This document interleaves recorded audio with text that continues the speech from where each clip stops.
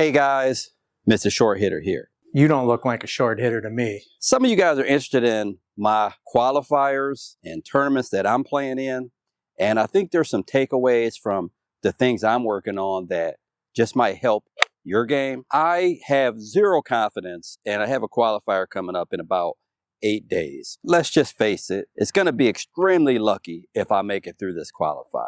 I have to have my A game, and my A game has not been around for quite a while. Still fighting a good fight and still thinking that I can become a good golfer again. But I'll just share with you a couple things right now that I'm working on, a couple things that I figured out, and there may be some takeaways for you. Excuse the darkness. It is what it is right now. We'll get this in. But a lot of you guys may have noticed that I tend to hit a fade.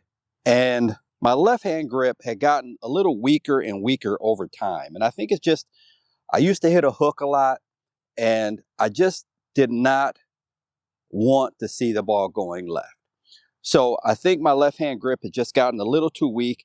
And actually what made me look at this is a conversation I had with Brian the Lion, who's given me that 14-degree mini driver to try. We talked about that left hand grip, and not particularly mine. Because he mentioned it, it made me look at it, and I'm like, my left hand grip had gotten a little weak over time. That left hand gets weak, and now your body subconsciously makes this move to now I'm coming a little bit more over the top. It changes my shoulder tilt, and I know now that that grip is weak and I'm not going to release. Little stronger left hand grip. Aim it right at that tree out there.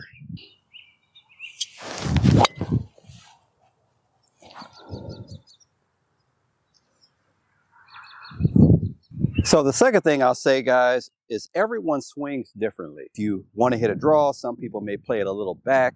Some people may play a little forward if they play more of a fade. Some people play the ball in the same ball position. I don't really believe in a universal ball position that's going to work best for everyone, but I do believe in finding out what works for you. I've been struggling with my 7-iron, 8-iron. I looked at my ball position. I moved the ball up one ball in the stance, hit a few shots. Didn't look pretty. I moved the ball back about one ball in the stance, and all of a sudden, I was flushing the irons and hitting them a lot better. So I say experiment with what works for you, but what works for me is having them one ball back of where I had it before.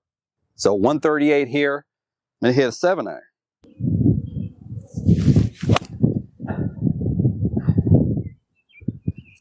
Little left, but a pretty good strike. And my irons were so bad. If you guys have been watching the videos, you know I've been missing some greens with 7-irons, 8-irons quite often, more often than I should.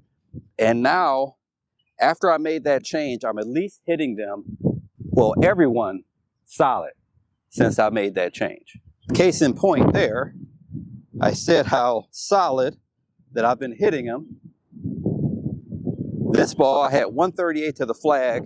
This 7-iron flew right here, which is probably 140, 146 or 147 in the air.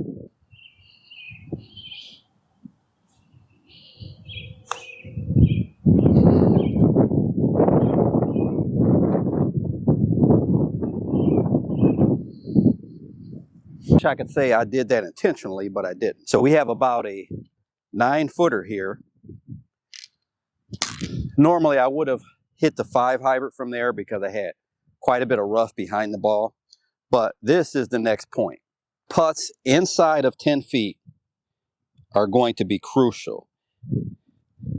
And I'll have to make a very, very good percentage of putts in the 6 to 10 foot range. When I get inside of 5 feet, I'm just going to have the day of my life and make them all. So I have to do better than I just did there. The next thing is anything inside of 30 yards. I'll have a video coming up on pretty much all of these things that I'm talking about. But inside 30 yards, I'm going to have to consistently get those within 10 feet of the hole. to give myself those consistent opportunities. So 30-yard little pitch shots, the rough, the fairway. I'm of course going to have to continue to use my strategy so that we don't short side ourselves and give ourselves really difficult ones. But I kind of have a strategy from inside 30 yards now, some shots that I've been working on, and I'll share those with you guys in a video soon.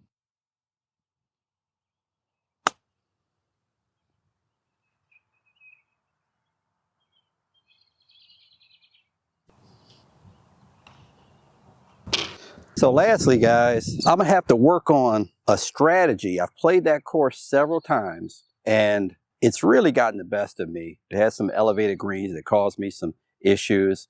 So I'm gonna have to work on some strategy on some key holes and come up with a game plan to miss the greens in the best spots possible when I do miss them, and really prepare myself for some tricky greens and tricky pin placements. Of course, I'm going to need a little bit of luck, but one thing you can count on is I'm going to give it my all. If you enjoyed the video, like, comment, subscribe. Until next time, Mr. Short Hitter, out. 5 holes to go, just play 13.